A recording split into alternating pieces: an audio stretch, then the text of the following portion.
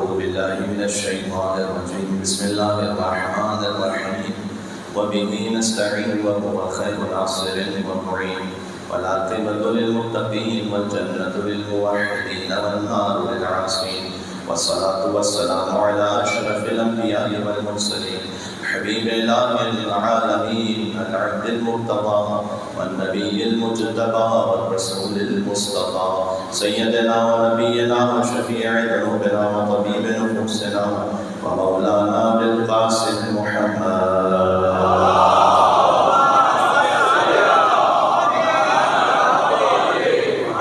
وعلى آله الطيبين الطاهرين المعصومين المظلومين المنتجبين المنتخبين الميامين اللهم صل وسلم وزد وبارك على صاحب الدعوة النبوية والصولة الحيدرية والعصمة الفاطمية والحلم الحسنية والشجاعة الحسينية والعبادة السجادية والمآثر الباقرية والآثار الجعفرية والعلوم الكاظمية والحجج الرضبية والجود التقوية والنقامة النقوية والهيبة العسكرية والغيبة الإلهية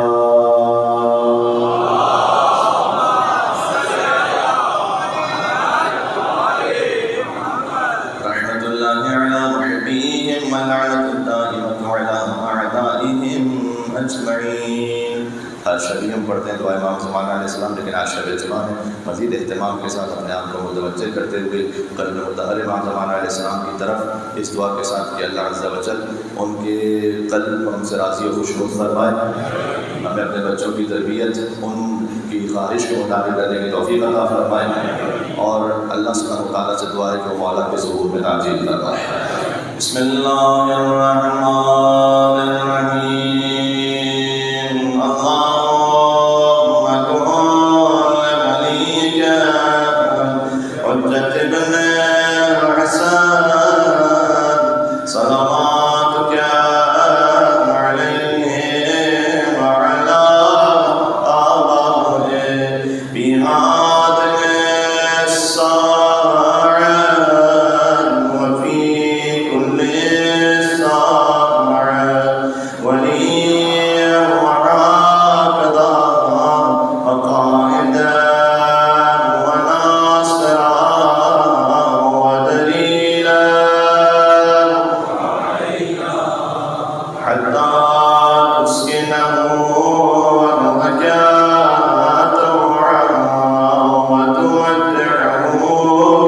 فيها طويلا.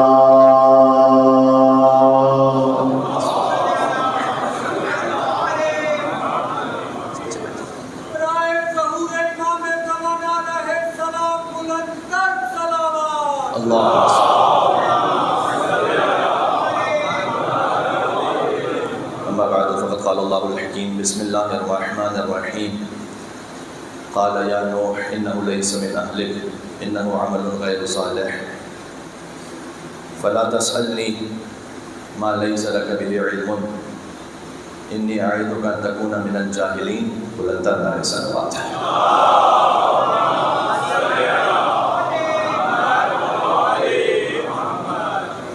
حضور سرور کائنات کا ارشاد گرامی ہے کہ قرآن کو باقی کلاموں پر ویسی ہی فضیلت حاصل ہے جیسے خود اللہ سبحانہ و تعالیٰ کو اس کی مخلوقات پر حاصل ہے. یعنی قرآن چونکہ علم اللہ ہے تو اللہ سبحانہ و تعالیٰ نے تجلی فرمائی ہے قرآن میں بنص سے مقصد الاسلام.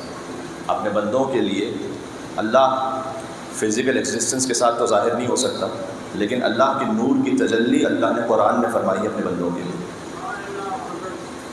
جناب امیر نے ارشاد فرمایا ہے، میں یہ دو احادیث آپ کے سامنے ایک مقصد تک پہنچنے کے لیے پیش کر رہا ہوں. جناب امیر علیہ السلام نے ارشاد فرمایا کہ قرآن پڑھا کرو اس لیے کہ قرآن وہ نصیحت کرنے والا ہے کہ جو تم سے کبھی خیانت نہیں کرے گا. کتنی مرتبہ ایسا ہوتا ہے کہ آپ کسی سے بات کرتے ہیں وہ مشورہ لیتے ہیں تو یو آر ناٹ 100% شیور کہ یہ جو بات کہہ رہے ہیں یہ واقعاً بینی و بین اللہ امانت کے ساتھ کہہ رہے ہیں یا ان کا اپنا کوئی اور معاملہ ہے، کوئی اور انٹرسٹ ہے.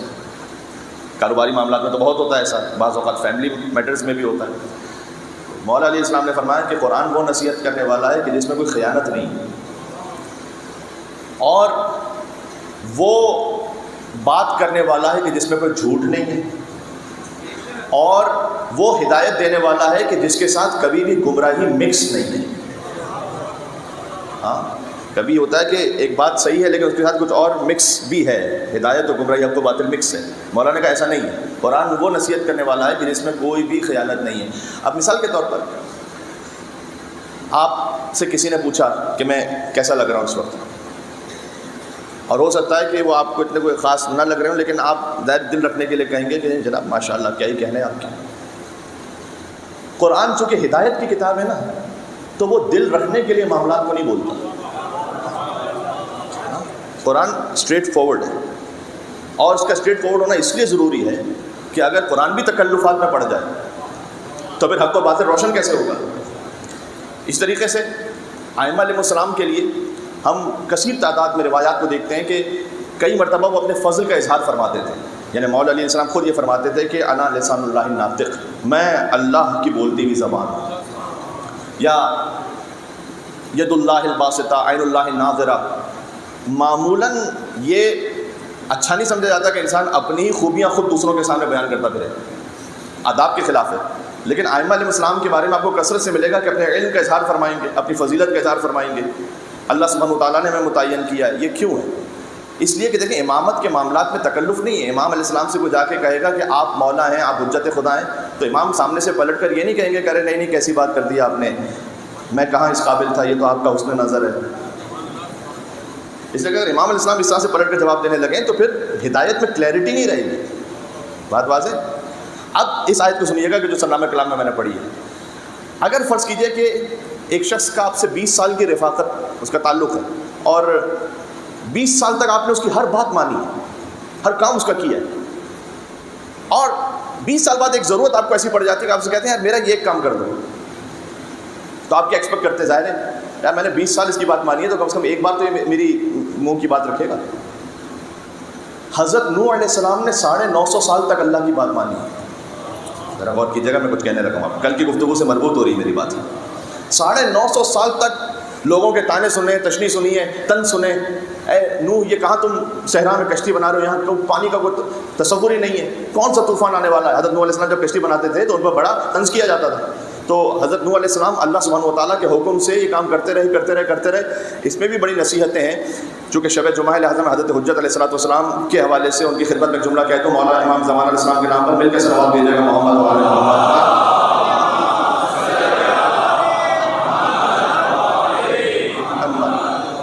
جب حضرت نوح علیہ السلام کو اللہ نے حکم دیا نا کہ کشتی بناؤ، تو جب کشتی بن چکی تو اللہ نے کہا تھا کہ اب طوفان آئے گا، جو اس کشتی میں سوار ہوگا وہ نجات پائے گا۔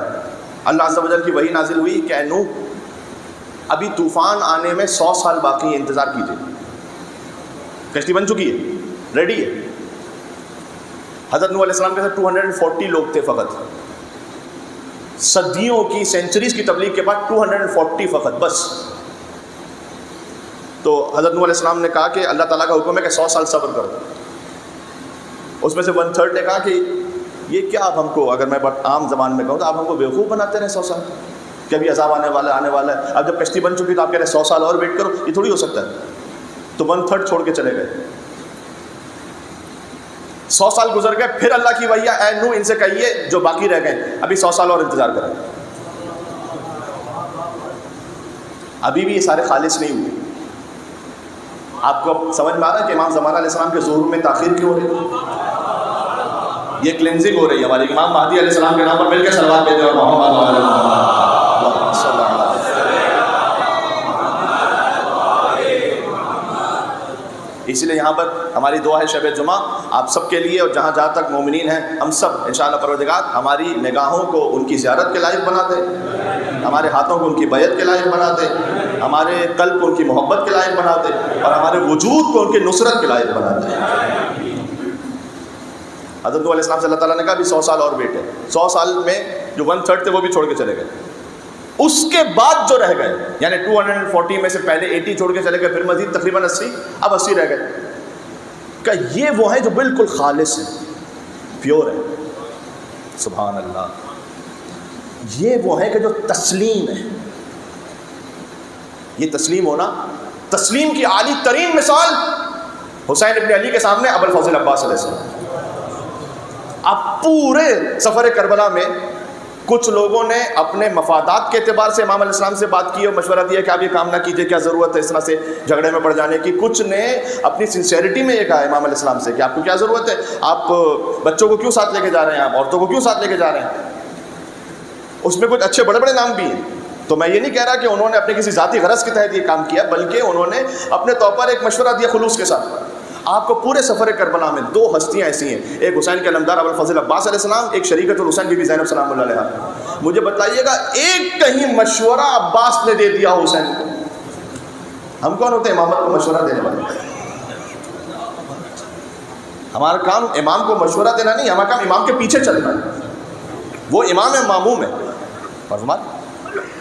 آپ غور کیجیے گا حضرت نوح علیہ السلام نے اتنا پریشر برداشت کیا ہے کس کی خاطر؟ قربتاً اللہ، اللہ سبحانہ و تعالیٰ کی خاطر. 300 سال کا ویٹ کیا کشتی بنا کے. اب کشتی میں بیٹھے ہوئے سامنے دیکھ رہے ہیں بیٹا ڈوب رہا ہے. 20 سال کسی نے آپ کی بات مانی، آپ اس کی بات کی ٹالیں گے. 950 سال حضرت نوح علیہ السلام نے اللہ کی بات مانی.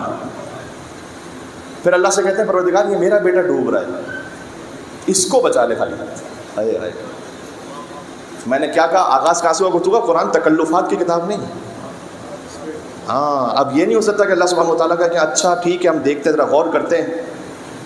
وہ کام جو ہمیں نہیں کرنا ہوتا ہم کہتے ہیں انشاءاللہ کریں گے. حالانکہ یہ بھی اگر عمدن کوئی کہہ رہا ہے تو جھوٹ ہے، یہ جائز نہیں ہے.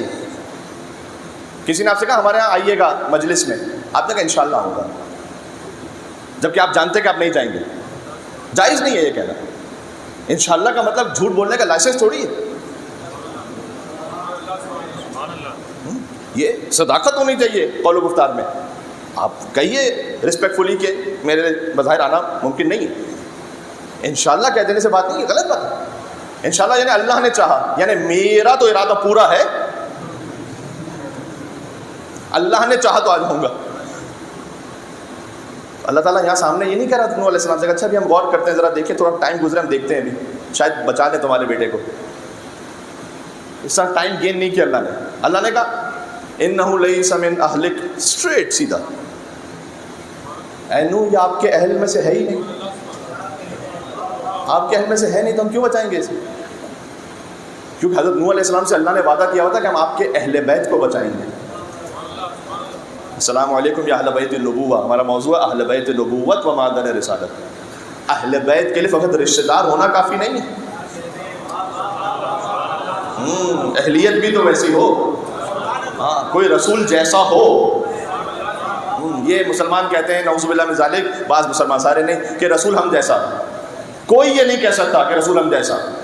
فقط علی ہے رسول جیسے.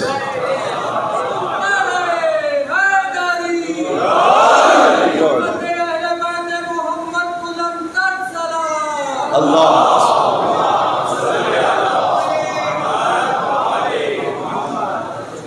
انہو لیس من اہل، انہو آپ کے اہل میں سے نہیں ہے. کیوں؟ انہو عمل غیر صالح، اس کا عمل صحیح نہیں ہے.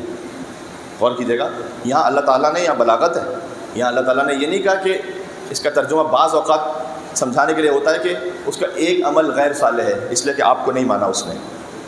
نہیں، انہو عامل بعمل غیر صالح نہیں ہے قرآن میں کہ وہ ایک عمل غیر صالح انجام دینے والا ہے. انہو عمل غیر صالح، وہ پورا کا پورا عمل غیر صالح ہے. پورا مجسم اس کا وجود عمل غیر صالح. کیوں؟ معاملہ کیا ہے؟ معاملہ یہ کہ فقط حضرت نوح علیہ السلام کی ولایت کو قبول نہیں کر رہا. ہم اس کی اہمیت کو نہیں سمجھ رہے عزیزان گرامی. بسا اوقات کہ جب اس پہ کبھی ممبر سے بھی بات ہو تو لوگ یہ سمجھتے ہیں کہ یہ کیوں اس کو غدیر کا جو واقعہ ہے مثلا 14 سال پہلے گزر چکا ہے تو آج دہرانے کی ضرورت کیا ہے؟ آج دہرانے کی ضرورت یہ ہے کہ 14 سال پہلے غدیر کے واقعے سے من کنت مولا فہذا علی مولا، آج ہم یہ کہنا چاہتے ہیں کہ من کنت مولا فہذا مہدی مولا. آج اگر غدیر ہے تو پھر نماز ہے، نماز کی روح ہے، پھر روزے کی روح ہے، پھر عبادت کی روح ہے. ورنہ اللہ تعالیٰ کہہ رہا ہے انہو عمل غیر صالح، یہ پورا کا پورا وجود ہی اس کا عمل غیر صالح. اس کی بالکل مثال ویسی ہے جیسے اللہ تعالیٰ نے قرآن میں کہا تھا یا ایھا الرسول بلغ ما انزل الیک من ربک فإن لم تفعل فما بلغت رسالتہ، اگر آپ نے یہ نہیں پہنچایا تو عہد پیغمبری کا کوئی کام ہی انجام نہیں دیا، کچھ بھی نہیں ہوا پھر۔ اس لیے حضور مکرم نے بلند کیا، اور یہ معاملہ بھی ذاتی نوعیت کا نہیں ہے۔ آپ غور کیجیے گا، غدیر میں جو مولا علی علیہ السلام کے ہاتھ پر بیعت ہوئی ہے، اور آج بھی ہم اپنے وجود سے اس بیعت کا اظہار کرتے ہیں، یہ بیعت ہاتھ علی کا ہے، بیعت اللہ سبحانہ و تعالیٰ کی۔ آپ کو یہ حق ہے کہ آپ پوچھیں کہ مولانا آپ نے کیسے کہا یہ ہاتھ علی کا ہے، بیعت اللہ کی۔ اس لیے کہ سورہ فتح میں اللہ سبحانہ و تعالیٰ نے کہا ہے کہ ان الذین یبایعونک فانما یبایعون اللہ، اے رسول جو آپ کے ہاتھ پر بیعت کر رہے ہیں وہ آپ کے ہاتھ پر نہیں ہے، انما یبایعون اللہ، جو مصطفیٰ کے ہاتھ پر بیعت کر رہا ہے وہ اللہ کے ہاتھ پہ بیعت کر رہا ہے، اللہ کے ہاتھ پہ بیعت ہے یہ۔ رسول اللہ نے فرمایا علی لحمک لحمی، آپ کا گوشت میرا گوشت ہے۔ تو جو علی کے ہاتھ پہ بیعت کر رہا ہے وہ مصطفیٰ کے ہاتھ پہ بیعت کر رہا ہے، جو مصطفیٰ کے ہاتھ پہ بیعت کر رہا ہے وہ اللہ کے ہاتھ پہ بیعت کر رہا ہے۔ میں آپ سے آگے بات آپ اگر قبول کر سکیں، کربلا میں ہاتھ حسین کا، بیعت اللہ کی، اللہ اکبر۔ ظہور کے وقت ہاتھ مولا مہدی کا ہوگا، بیعت اللہ سبحانہ و تعالیٰ کی ہوگی۔ اور جب غیبت کے زمانے میں ہم رہ رہے ہیں کہ بظاہر کوئی اس وقت معصوم ہاتھ ہمارے سامنے نہیں ہے، تو یہ جو علم ابوالفضل عباس علیہ السلام کا پنجہ ہے، یہ شبیہ ہے اس علم کی۔ گویا جب ہم ہاتھ بڑھا کر اس علم کی طرف بیعت کر رہے ہیں، یہ بیعت حسین ابن علی کی تجدید کر رہے ہیں۔ اس خاطر ہے کہ علم کو جو اٹھا رہا ہے اور علم کی جو رسپیکٹ کر رہا ہے، تعظیم کر رہا ہے، اور علم کو جو چوم رہا ہے، سوچ کر ہاتھ لگانا یہ ہے غازی کا علم، قلب کو پاک بنانا یہ ہے غازی کا علم۔ ہاں، اس کے کچھ تقاضے، اس کے کچھ آداب ہیں۔ ذہن کا رچ ہٹانا یہ ہے غازی کا علم، تب کہیں اس کو اٹھانا یہ ہے غازی کا علم۔ یہ فقط رسم نہیں ہو رہی کوئی انجام یہاں پر کہ بعض لوگ علم اٹھا کر چل رہے ہیں اور ایک رسماً ایک کاروائی ہو رہی ہے، نہیں، یہ اظہار ہے اس بات کا کہ ہماری بیعت حسین بن علی کے ساتھ ہے۔ سوچ کر ہاتھ لگانا یہ ہے غازی کا علم، قلب کو پاک بنانا یہ ہے غازی کا علم، ذہن کا رچ ہٹانا یہ ہے غازی کا علم، تب کہیں اس کو اٹھانا یہ ہے غازی کا علم۔ ورنہ کفار سے جب جنگ میں ٹکراؤ گے تم بھی میدان میں علم چھوڑ کے بھاگ آؤ گے۔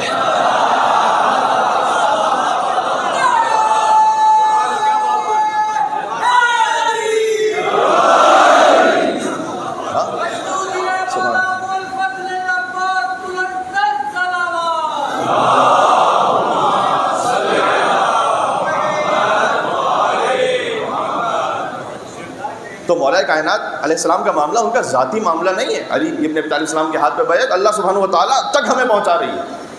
اچھا، ابن عباس کا ایک خوبصورت مکالمہ ہے۔ ابن عباس نے دیکھا کہ کچھ لوگ ہیں کہ جو بیٹھ کر بعض جماعت نعوذ باللہ من ذالک مولا علی پر سب و شتم کر رہے ہیں۔ یہ دہائیوں تک ہوتا رہا ہے، ہاں 90 سال تک، بعض لوگوں میں لکھا ہوا 90 ایئرس تک ممبر و محراب سے علی بن ابی طالب علیہ السلام کا سب و شتم ہوا ہے، نعوذ باللہ من ذالک۔ اور یہ جو سب و شتم کرنے والے تھے، اگر ممبر محراب سے ہو رہا ہے یعنی جمعے کے خطبے میں ہو رہا ہے، تو اس وقت اگر کوئی جمعے کا خطبہ دے رہا ہے تو وہی راوی بھی ہے، وہی محدث بھی ہے۔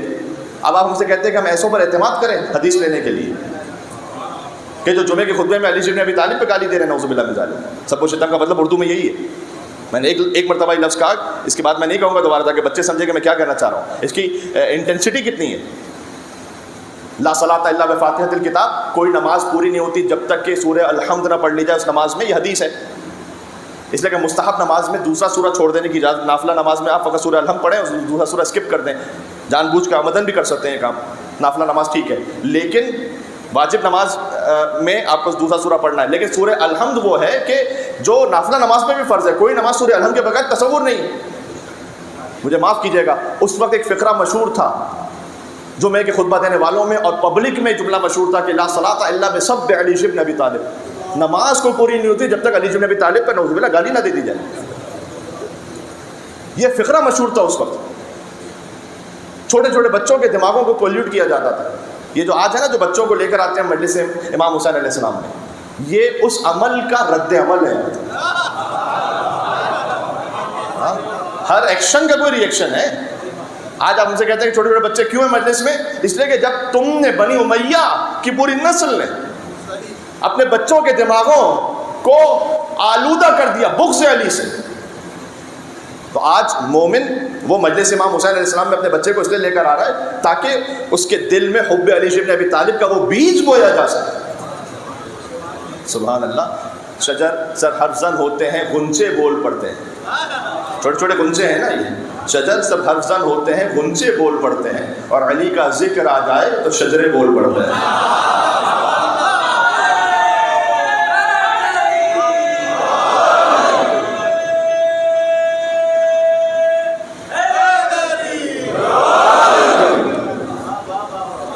ابن عباس نے دیکھا کہ ایک گروپ بیٹھا ہوا ہے جو مولا علیہ السلام پر سب و شتم کر رہا ہے۔ میں تو یہ جملہ ممبر سے اگر ڈائریکٹ کہتا نا تو لوگ کہتے ہیں کہ مولانا نے دیکھیں کیسا غلوف کیا ہے۔ اب ابن عباس نے کہا جو علی کے شاگرد خاص ہیں، وہ گزر رہے ہیں ان لوگوں کے سامنے سے کہ جو مولا علیہ السلام کو برا بھلا کہہ رہے ہیں۔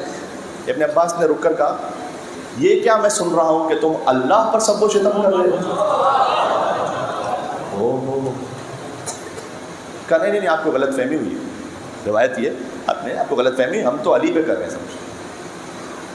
تو ابن عباس نے کہا یہ میں کیا سن رہا ہوں، کیا تم رسول اللہ پر سب و شتم کر رہے ہو؟ کہا نہیں آپ سمجھے نہیں، ہم تو علی پہ کر رہے ہیں۔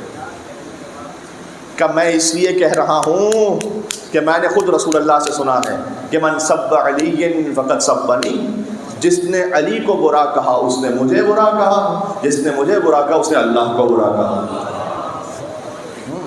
یہ وہ راستہ ہے، یہ السلام علیکم یا اہل بیت النبوہ، یہ وہ ایک واحد راستہ ہے جو ہمیں پہنچائے گا اللہ سبحانہ و تعالیٰ تک۔ ورنہ شیطان کا معاملہ کیا ہے؟ شیطان ایک سجدہ نہ کرنے کی وجہ سے اللہ تعالیٰ، اگر میں عام زبان میں کہوں اتنا کیوں بھڑک اٹھا ہے؟ اللہ تعالیٰ کو کیا پرابلم ہے ایک سجدہ نہ کرنے پر؟ پروردگار 6000 سال تک بلکہ لاکھوں سال تک شیطان نے عبادت کی ہے، تو اس میں پرابلم کیا ہے؟ یعنی پرابلم یہ ہے کہ سجدہ تو کر رہا ہے لیکن دل میں انا ہے، بت ہے۔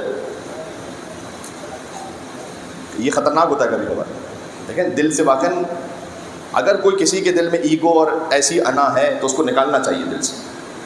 یہ اس سے گھر ٹوٹتے ہیں، اس سے تعلقات بگڑتے ہیں، اس سے کسی مومن کی حق تلفی ہوتی ہے، بالخصوص جو کہ مردوں کا مجموعہ میرے سامنے ہے، بالخصوص خاندانی معاملات میں مرد کی شاید زیادہ رسپانسبلٹی بنتی ہے، اس لیے کہ اللہ سبحانہ و تعالیٰ نے آپ کو ولایت عطا کی ہوئی گھر میں، تھوڑا سا ہمیں صبر کرنے کی ضرورت ہے کہ ولایت کا مطلب ڈکٹیٹرشپ نہیں ہے گھر کی، ولایت کا مطلب رسپانسبلٹی ہے گھر کی۔ ہاں، رسپانسبلٹی اور ڈکٹیٹرشپ میں فرق ہوتا ہے۔ ڈکٹیٹر وہ ہوتا ہے جو کہے گا کہ جو میں نے کہہ دیا چاہے صحیح ہے غلط ہے یہ ہوگا، نہیں ایسا نہ بنے۔ یہ اچھا ہر انسان کے اندر کوئی نہ کوئی جو بت ہے، میرے اندر بھی ہو سکتا ہے شہرت کا بت ہو، فرض کیجئے میرا بت آپ نہیں جانتے اور آپ کا بت میں نہیں جانتا، جو اندر کا بت ہے نا وہ انسان کو خود توڑنا پڑتا ہے، کوئی باہر سے آ کے نہیں توڑ سکتا، اس لیے کہ مجھے معلوم ہی نہیں کہ اندر کیا بت ہے تو میں کیا توڑوں گا۔ تو اس لیے اپنا بت انسان کو خود توڑنا ہے اندر سے۔ کسی کے لیے بت ہے اس کا نام، اس کا بزنس، اس کا کوئی بھی معاملہ ایسا، بت کا مطلب کیا ہے؟ بزنس کرنا بری بات نہیں ہے، آپ حلال سے کمائیے، بت کا مطلب یہ ہے ہر وہ شے کہ جو اللہ کے مقابل پر آ جائے، یہ بت ہے، تب وہ بت ہے۔ اللہ سے کرے دور تو تعلیم بھی فتنہ، اللہ سے کرے دور تو تعلیم بھی فتنہ، املاک بھی، اولاد بھی، جاگیر بھی فتنہ، ناحق کے لیے اٹھے تو شمشیر بھی فتنہ، شمشیر تو کیا نعرہ تکبیر بھی فتنہ، ناحق کے لیے ہے تو یہ مولا علی علیہ السلام کے دشمنوں نے کچھ قرآن بلند کر دیا تھا نیزوں پر، اللہ اکبر کہہ رہے تھے۔ مجھے بتائیے وہ جو اللہ اکبر کہہ رہے ہیں وہ حق ہے یا وہ فتنہ ہے؟ خالی اپیرنٹ پہ نہیں جائیں، ظاہر پہ نہیں جائیں، آپ کو بابصیرت ہونا چاہیے، آپ کو اندر تک دیکھنا کہ اس کا ظاہر ہے تو باطن کیا ہے پھر اس کا۔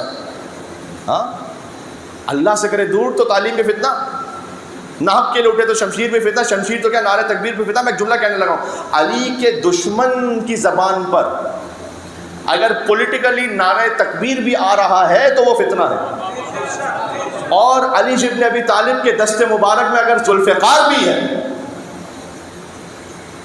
تو وہ فتنہ نہیں ہے، وہ رحمت پروردگار ہے، وہ مرضی پروردگار ہے، اس لیے کہ حجت خدا کے ہاتھ میں، فساد فی الارض کو ختم کر رہی ہے۔ ٹھیک، اب ایک چھوٹی سی بات سنیے گا کہ یہ جو میں نے بت کی بات کی، حضرت نوح علیہ السلام نے کہا کہ پروردگار یہ میرا بیٹا ہے، اللہ تعالیٰ نے کہا کہ تمہارا بیٹا نہیں ہے، اہل نہیں ہے۔ ایسی ایک دعا سملر حضرت ابراہیم علیہ السلام کی، جب حضرت ابراہیم علیہ السلام کو امامت عطا ہوئی، انی جاعلک للناس اماما قال ومن ذریتی، انہوں نے کہا پروردگار کیا میری نسل میں بھی کوئی امام ہے؟ قال لا ینال عہد الظالمین، کہ آپ کی نسل میں جو ظالم ہے نا وہ ہے آپ کی اولاد، لیکن امام نہیں ہے۔ آپ کی اولاد میں فقط وہ امام ہے کہ جو ظالم نہیں ہے۔ ظالم کا مطلب خالی چاقو مار دینے والا نہیں، یہاں پر ان الشرک لظلم عظیم، اللہ تعالیٰ نے قرآن میں کہا شرک سب سے بڑا ظلم ہے، اور جو ظالم ہے وہ امام نہیں ہو سکتا۔ اس کا مطلب کوئی کبھی کسی زمانے میں مشرک رہا ہو، وہ بعد میں اسلام قبول کر کے رضی اللہ تعالیٰ عنہ تو ہو سکتے ہیں، امام نہیں ہو سکتے۔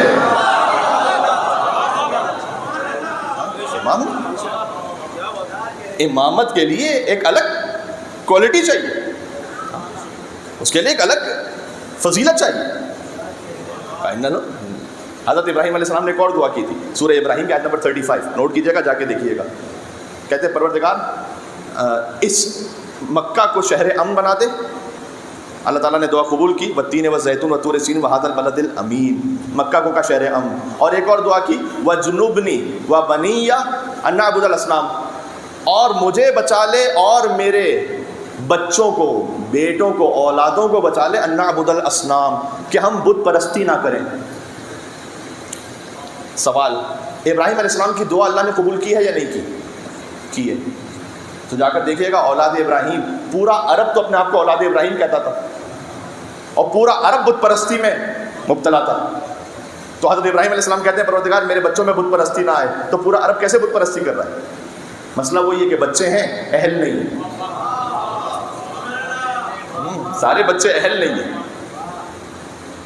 عربوں کی بت پرستی جو ہے نا ایک پورا ٹاپک ہے پڑھنے والا، ایک بڑا فیسینیٹنگ ٹاپک بھی ہے یہ، کہ وہ کیسے بت بناتے تھے، اس کا مقصد کیا ہوتا تھا۔ عربوں میں حضرت عدنان تک جو جنریشن پہنچی اسماعیل علیہ السلام سے، حضرت عدنان کے بعد عدنان کے 4 پوتے تھے، ربیعہ، مضر، ایاد اور انار۔ ایاد الف یاد الف دال۔ انار کے بارے میں کہا گیا کہ ان کی کوئی اولاد نہیں تھی۔ ایاد کے بارے میں کہا گیا کہ ان کی اولاد کا پتہ نہیں چلا کہ وہ کہاں جا کے سیٹل ہو گئی۔ جتنے حجاز میں، جو اس کو آج ہم سعودی عرب کہتے ہیں، وہاں پر جو کوئی تھا وہ یا ربیعہ کی اولاد میں سے تھا یا مضر کی اولاد میں سے تھا۔ ان میں سے ہر ایک پھر الگ سب قبیلے تھے، ان کے سینکڑوں قبیلے، اور ہر قبیلے کا اپنا اپنا بت تھا ایک۔ اچھا، سب سے پہلے عامر بن لہی بن حارثہ، اس نے سب سے بڑا بت حبل بنایا، اور حبل بنا کے رکھا اس نے، اور کہتا تھا اعلیٰ حبل، بلندی ہو حبل کے لیے۔ اور اس نے سارے قبیلوں سے کہا، اس لیے کہ ہر قبیلے کا سردار وہ پرستش کرواتا تھا اپنے قبیلے کو ایک اپنے بت کی۔ تو اس نے یہ کہا کہ دیکھو تم اپنے اپنے بتوں کو تو پوجو، لیکن یہ سب سے بڑا بت ہے، اس پر اتحاد کرو۔ تو اس نے عربوں کا اتحاد قائم کیا بت پرستی پر۔ یہ بھی ذرا غور کیجیے گا، اتحاد، ہر اتحاد اچھا نہیں ہوتا، وہ دیکھنا ہے کہ آپ کس خاطر اتحاد ہو رہا ہے، کس سبب سے اتحاد ہو رہا ہے۔ تو وہ بت پرستی نے کہا کہ بھائی یہ سارے ہم سب متحد ہوں گے حبل کے نام پر۔ پھر اس کے بعد انہوں نے اسی نے ایک نائلہ بت بنایا، نائلہ دیوی تھی، فیمیل بت، وہ زمزم کے پاس نے رکھا، جوان عورت کی صورت میں۔ ایک اصاف تھا، پھر یعوق شیر کی طرح تھا، یغوث گھوڑے کی طرح تھا، ود ایک جوان کی طرح تھا، پھر نصر ایک اور دیوی تھی۔ اس طرح کے بت الگ الگ قبیلوں کے بنتے گئے۔ اس طرح سے پھر ہر قبیلے نے کہا کہ ہمارا ایک پیچ اپ ہونا چاہیے کسی اور قبیلے کے ساتھ۔ تو اوس و خزرج وہ پوچھتے تھے عزا کو، اور قریش اور کنانہ پوچھتے تھے منات کو، اور بنو ثقیف پوچھتے تھے لات کو۔ اس طرح سے ہر ایک کا اپنا اپنا اپنا ایک بت تھا پورا، اور جن کے پاس جگہ نہیں بچی تھی کہ وہ خانہ کعبہ میں بت رکھ سکیں، میں آپ کو ایک خاص نقطے کی طرف لے جانا چاہتا ہوں، بہت غور کیجیے گا۔ جن کے پاس جگہ نہیں بچی تھی کہ خانہ کعبہ میں بت رکھ سکیں، انہوں نے بت بنانے والوں سے یہ کہا تھا کہ چھوٹے چھوٹے سائز کے بت بناؤ، ہماری آستینوں میں ہوں۔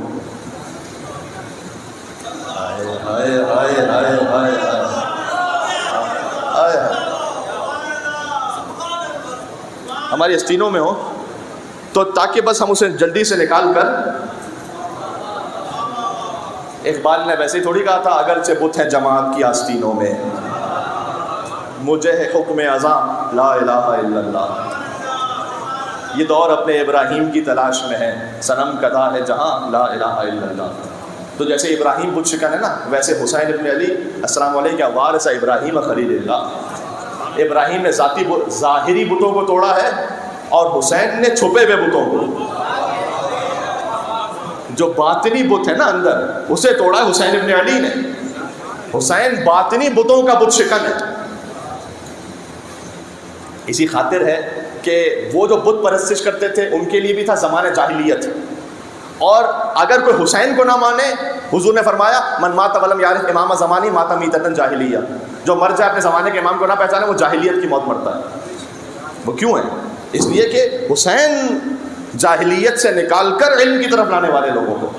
ہاں سبحان اللہ. مجھے علامہ رشید ترابی صاحب کا اسی بحر پر شاید یہی وجہ تھی کہ اقبال نے جو شاید ادھوری بات لکھی تھی، اگرچہ بت ہے جماعت کی آستینوں میں مجھے حکم ازا لا الہ الا اللہ، تو اس کو کمپلیٹ کیا علامہ رشید ترابی صاحب نے کہ رشید امام زمانہ کی معرفت کے بغیر، رشید امام زمانہ کی معرفت کے بغیر فقط ہے وہم و گما لا الہ الا اللہ.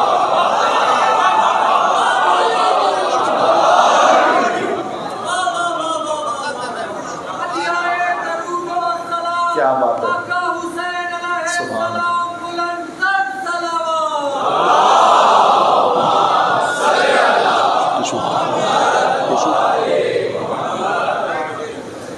اگرچہ بت ہے جماعت کی آستینوں میں مجھے ہے وہم و گما، فقط ہے وہم و گما لا الہ الا اللہ. حضرت علامہ رشید راضی صاحب کی روح کو ایصال ثواب کرتے ہوئے وہ کہتے ہیں کہ محمد و علی و فاطمہ حسین و حسن، محمد و علی و فاطمہ حسین و حسن کدھر ہے کہکشاں لا الہ الا اللہ. اور خدا کی راہ میں کٹتی ہے یوں شب ہجرت، نفس نفس پہ جنا لا الہ الا اللہ. علی ایک ایک سانس میں جنت خرید رہے تھے. سبحان اللہ. حسین ابن علی. اچھا اب یہ جو سارے بت ہیں، مجھے ایمان سے بتائیے گا، آپ کو ہر قبیلے کا بت ملے گا اس کے نام کے ساتھ، اس کی شکل کے ساتھ.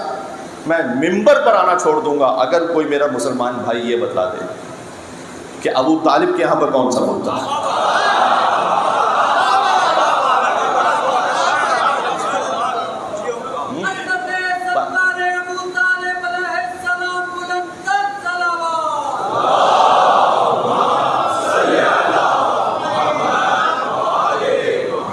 میں ممبر بنانا چھوڑ دوں گا. مجھے بتلائیے کہ اگر ابو طالب السلام کے خانوادے میں کوئی بت تھا، اگر نہیں تھا تو مانو کہ جب پورا عرب بت پرست تھا وہاں فقط علی کا باپ وہ تھا کہ جو موحد بھی تھا، اس لیے کہ بت شکن کا باپ تھا. اس لیے آپ کو حضرت ابو طالب السلام کے خانوادے کا کوئی بت نہیں ملے گا. اور اسی لیے اسی خاطر ہے کہ دعوت ذوالعشیرہ اللہ کا پیغام ہے نا، اللہ کا پیغام پہلا وہ اللہ کے گھر میں اناؤنسمنٹ ہونا چاہیے تھا، لیکن اللہ کے گھر میں اناؤنسمنٹ نہیں ہے، ابو طالب کے گھر میں اناؤنسمنٹ ہے. اس لیے کہ رحمان کے گھر بت تھے، عمران کے گھر بت نہیں تھے.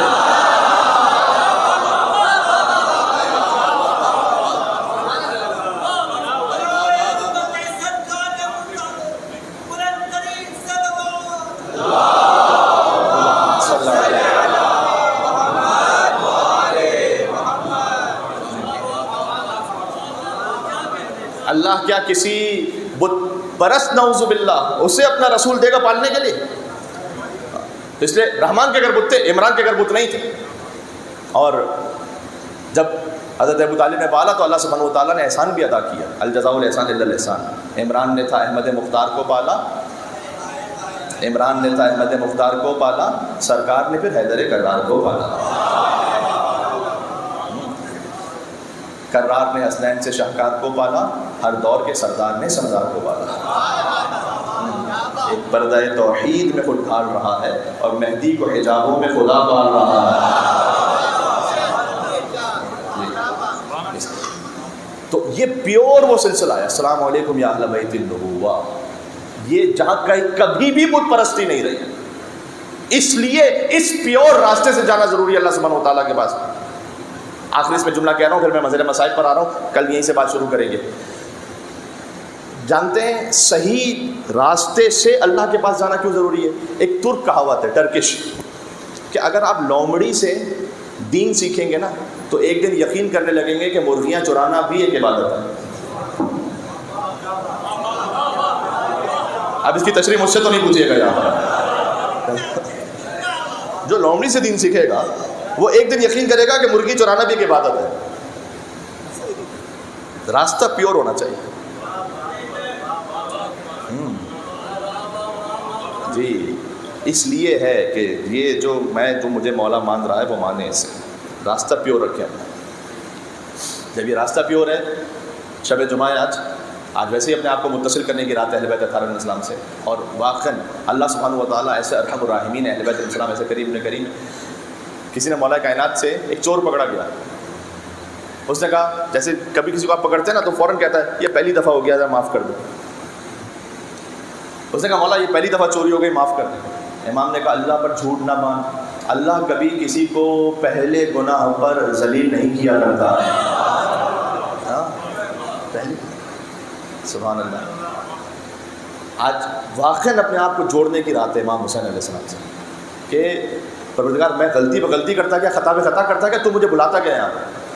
الہی کم من قبیح سترت وکم من فاتح من البلاء اقلت وکم من اعثار وقیت وکم من مکروہ دفعت وکم من ثناء جمیل لست اہلا له نشرت.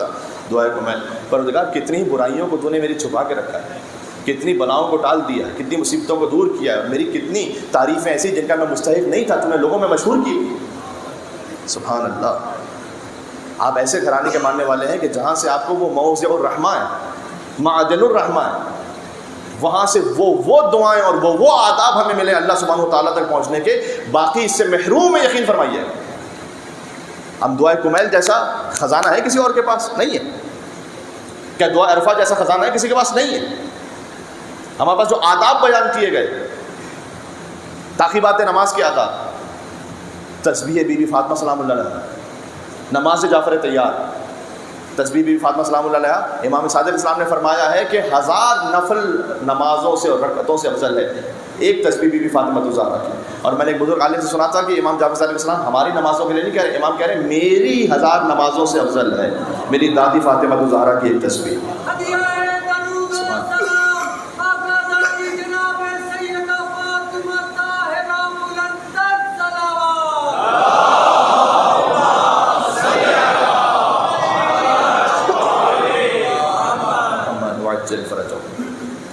تو اس لیے یہ سارے تحفے ملے ہوئے ہیں.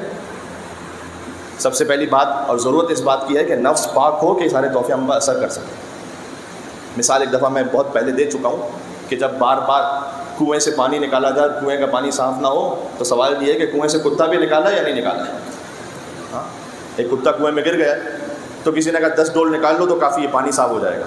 اچھا پانی تھوڑی دیر کے لیے صاف ہوا پھر گندا ہو گیا، کہ 10 ڈول سے کام نہیں چلے گا، 100 ڈول نکالو. 100 ڈول نکالے پھر بھی کچھ دیر کے لیے پانی صاف پھر گندا. تو ایک حکیم صاحب گزر رہے تو انہوں نے کہا تو پانی تو نکال رہے ہو، پہلے دیکھو کتا بھی نکال رہا ہے اندر سے یا نہیں نکال رہا.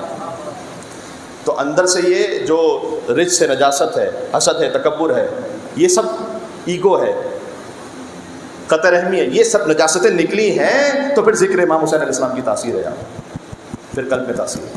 شب جمعہ ویسے ہی امام حسین علیہ السلام کی زیارت کی رات ہے. ابھی میں کچھ احادیث دیکھ کر آ رہا ہوں. شب جمعہ اللہ انبیاء کو، اوصیاء کو، ملائکہ کو بھیجتا ہے حسین ابن علی کی زیارت پر. امام نے فرمایا کہ آسمانوں میں اور زمین میں کوئی نبی ایسا نہیں کہ جو تڑپتا ہو کہ پروردگار تو مجھے اذن دے کہ میں جاؤں حسین کی زیارت پر. سب سے بڑھ کر حسین کی ماں فاطمہ الزہرا وہاں پر حاضر ہوتی ہیں. تحضر عند قبر ابنہا، وہ خود اپنے بیٹے کی قبر پر حاضر ہوتی ہیں. وتستغفر لزوارہ، اور وہ اپنے حسین کے زائرین کے لیے استغفار کرتی ہیں. بی بی فاطمہ الزہرا استغفار کرتی ہیں حسین کے زائرین کے لیے. یا اللہ، ایک مرتبہ یہ کہ ہم معافی مانگیں اپنے گناہوں کی، ایک مرتبہ یہ کہ بی بی فاطمہ الزہرا کا پروردگار یہ میرے حسین کا چونکہ ظاہر ہے تو میں معافی مانگ رہی ہوں اس کے لیے کہ تو اس کے گناہوں کو معاف کر دے، میں مغفرت طلب کر رہی ہوں. اللہ اکبر، اللہ اکبر. اس لیے یہ شب جمعہ، وہ بھی عشر امام حسین علیہ السلام میں شب جمعہ نصیب ہو جائے. عزیزان گرامی، یہ اپنے آپ کو بدلنے والی رات ہے. اور آج اس فرش عزا پر میں اپنے آپ سے بھی کہہ رہا ہوں اور آپ سے بھی کہہ رہا ہوں، میں نے کہا ہر ایک اپنے آپ کے بت کو خود جانتا ہے. بات یہیں پر کنکلوڈ ہو رہی ہے. اگر ہم ایک وعدہ کر سکیں، ہر ایک اپنے اپنے طور پر، کسی کو بولنے کی بھی ضرورت نہیں ہے، اپنے اپنے دل میں کہ ایک بری عادت ہے میری، فلاں کوئی بھی عادت، میں آج شب جمعہ جب اس فرش سے اٹھوں گا تو امام حسین کی خاطر اس بری عادت کو چھوڑ کر اٹھوں گا، یہ نیت کر کے میں اٹھ رہا ہوں۔ کوئی ایک کسی کی بد نظری بری عادت ہے، کسی کا غصہ بری عادت ہے، کسی کے زبان پر سب و شتم گالی بری عادت ہے، جس کی جو بری عادت ہے، ایک کوئی اپنی عادت کو جو نجاست اندر سے وہ نکال کے اٹھے۔ یاد شب جمعہ کا پیغام ہو گیا۔ آپ میں سے کوئی نعرہ حیدری کہہ دے، میں چاہتا یہ ہوں کہ امام علی علیہ السلام کے نعرے سے اس بات کو ہم اختتام کریں تاکہ وعدہ پورا ہو، پکا ہو۔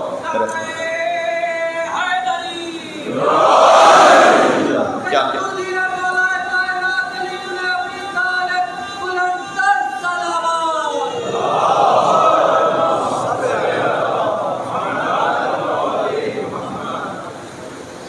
حسین کربلا پہنچ گئے، 2 محرم الحرام کو پہنچے، اور ایک مقام پر امام حسین علیہ السلام نے سواری کے 7 جانور بدلے۔ دیکھیں رونے کے لیے آتے ہیں آپ عشرہ محرم میں، شب جمعہ کو بالخصوص۔ کوئی اگر میں کہتا ہوں صلوات پڑھنے میں بھی بخل کر دے، نہیں کرنا چاہیے ویسے، کوئی یا علی کہنے میں بخل کر دے آہستہ کر، لیکن رونے میں نہیں کرنا چاہیے انشاءاللہ۔ اس لیے کہ اگر رونے میں بھی بخل کیا تو پھر فرش ادا بنانے کا مقصد پورا نہیں ہوتا۔ سیدہ سلام علیہا منتظر ہیں، وہ ہمارے فضائل سننے کے لیے یہاں پر نہیں آئی ہوتی، یہاں پر وہ آتی ہیں کہ کس کی آنکھوں میں آنسو ہیں میرے حسین کے نام پر، کس کی صدا بلند ہو رہی ہے امام حسین علیہ السلام کے نام پر، وہ اس لیے تشریف لاتی ہیں۔ اتنی بڑی تعداد میں آپ یہاں تشریف فرمائے۔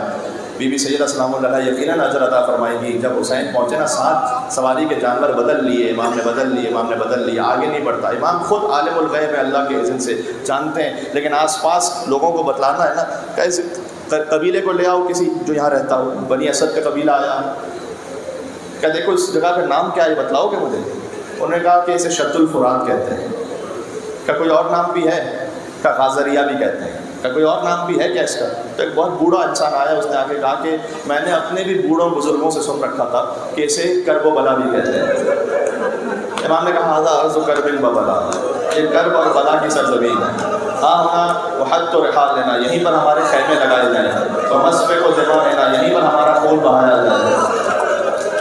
بس ابھی قیام کا ارادہ کیا تھا کہ بی بی فضا آئیں اور آگے کہا کہ شہزادی زینب نے آپ کو یاد فرمایا۔ امام اپنی خواہر کے قریب پہنچے، فرمایا بہن آپ نے یاد فرمایا؟ کہ بھیا یہ کہاں قیام کا ارادہ کر لیا؟ اس لیے کہ کسی بیوی کے رونے کی آواز میرے کانوں میں آئی۔ کہ زینب یہ کسی اور کی نہیں، ہماری ماں فاطمہ الزہرا کی آواز ہے۔ حسین مدینہ سے چلے ہیں، فاطمہ کی روح ساتھ ساتھ چلی ہے۔ کیا فاطمہ الزہرا سلام اللہ علیہا، شب جمعہ بی بی سیدہ سلام اللہ علیہا کو پرسہ پیش کرنا ہے۔ اس کے بعد بنی اسد والوں سے زمین خریدی، انہی کو ہبا کی، تحفے میں دی۔ کہ مولا آپ زمین کیوں خریدنا؟ آپ ہمارے مہمان ہیں، نواز رسول ہیں آپ۔ کہا نہیں، مجھے چند دنوں کے لیے یہاں نہیں رکنا، مجھے قیامت تک کے لیے یہیں قیام کرنا ہے۔ زمین خریدی اور اس کے بعد تحفے میں دے دی، لیکن تحفے میں ایک ساتھ میں شرط رکھی امام نے کہ دیکھو اگر میرا کوئی زائر میری زیارت کے لیے آئے نا، کتنے زائرین مجھے داہنے بہانے نظر آ رہے ہیں، آپ کا کیا مقام ہے عزیزوں۔ حسین نے کربلا پہنچنے کے بعد سب سے پہلے جسے یاد کیا ہے، حسین نے سب سے پہلے جسے یاد کیا ہے وہ اپنا زائر ہے۔ فرمایا کہ میرا زائر یہاں پر آئے تو اسے میری قبر کا نشان بتانا۔ آج تو آپ کو دور سے گنبد نظر آتا ہے نا، اس زمانے میں حسین کا گنبد نہیں تھا کوئی، لوگ ڈھونڈتے تھے کہ قبر حسین کہاں پر ہے، تو کوئی ڈھونڈتے آئے تو اسے بتانا فاطمہ کا نام یہاں مارا گیا۔ اسے 3 دن تک کھانا کھلانا، 3 دن تک پانی پلانا۔ یہ جو 40 پر نام امام حسین کے صدقے میں موقف لگتے ہیں نجف سے کربلا، کوئی زائر پیاسا نہیں رہتا، کوئی زائر بھوکا نہیں رہتا، یہ امام حسین کی وصیت کا صدقہ ہے۔ امام نے کہا تھا میرے زائر کے لیے کھانے کا اہتمام کرنا، پانی کا اہتمام کرنا۔ وہ حسین جو خود 3 دن کے پیاسے رہنے والے تھے، وہ کہتے تھے میرا زائر کوئی پیاسا نہ رہنے پائے۔ میں نے کربلا میں مجلس پڑھتے ہوئے جملہ کہا تھا، بڑی دقت ہوئی تھی، آپ تک بھی یہاں پہنچاتا ہوں۔ میں نے پہلے تو یہ پوچھا کہ دیکھیں کوئی پیاسا تو نظر نہیں آ رہا، ہاں یہاں کوئی ظاہر پیاسا نہیں ہے۔ اچھا یہاں کوئی مستور بے رضا تو نظر نہیں آ رہے؟ یہی کربلا تھا کہ کربلا میں زینب کی چادر، حسین کی بہنوں کی چادر چھین لی گئی تھی۔ وہاں کربلا میں آپ کو ظاہر نظر آئیں گے، ان کے ساتھ چھوٹے چھوٹے بچے بھی ہوتے ہیں، کوئی ظاہروں کو تماچے مارنے والا تو نہیں ہے۔ اسی کربلا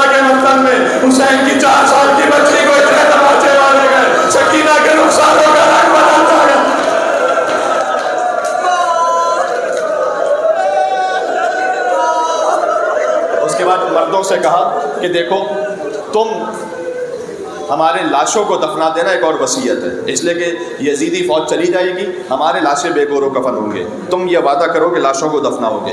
انہوں نے وعدہ کیا کہ ہم آپ کے لاشوں کو دفنائیں گے۔ اس کے بعد کہا نہیں اپنی عورتوں کو بھیجو۔ اب عورتیں چادریں اوڑھ کر آئیں کہ مولا ہم بھی اس قابل ہیں کہ آپ کی نصرت کر سکیں۔ کہ دیکھو شاید تمہارے مرد ڈر جائیں تو میں تمہیں بتاؤں میں کون ہوں، میں فاطمہ کا بیٹا ہوں، میں زینب کا بھائی ہوں۔ اگر تمہارے مرد ڈر جائیں اور لاشوں کو دفن نہ کریں تو فرات کے کنارے پانی بھرنے آنا، ہمارے لاشوں کو دفنا دینا۔ پھر چھوٹے چھوٹے بچوں کو بلایا، چھوٹے چھوٹے بچے حسین کے سامنے آ کر بیٹھ گئے۔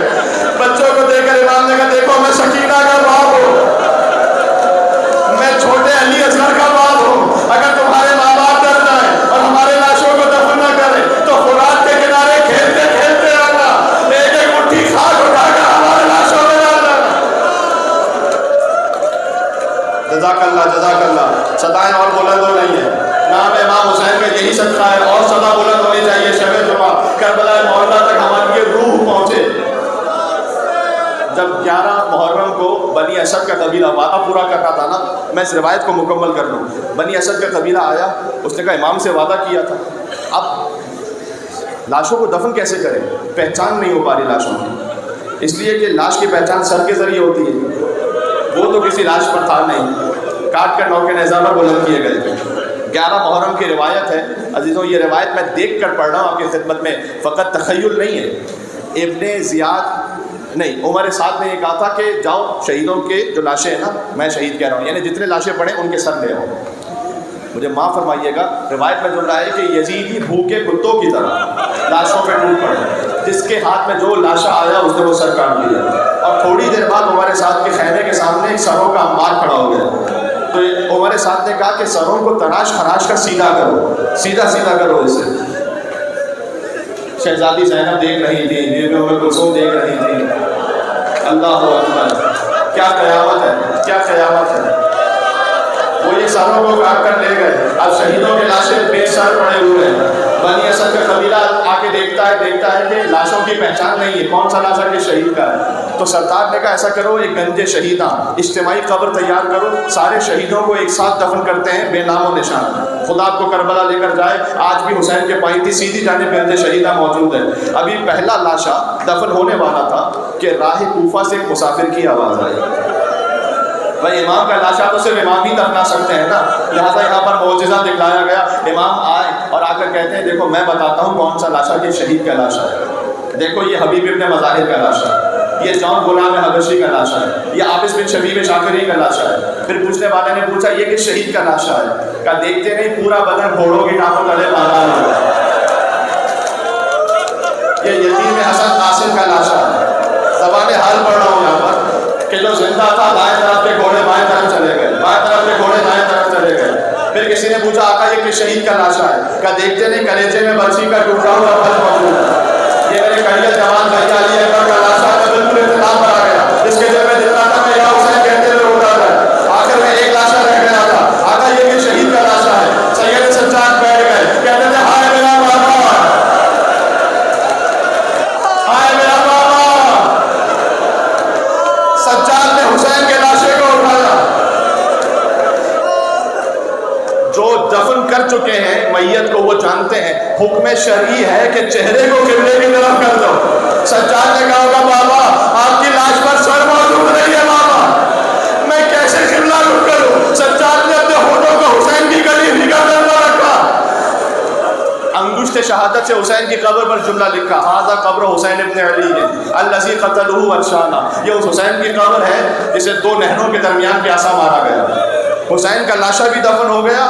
اب بنی اسد والے اٹھے، انہوں نے کہا کہ مولا سارے لاشیں دفن ہو گئے، اب ہم جا رہے ہیں۔ کہنے بھی ایک لاشا باقی رہ گیا۔ سلام ہے ان کو جو پہچان گئے کہ کون سا لاشا بھی باقی ہے۔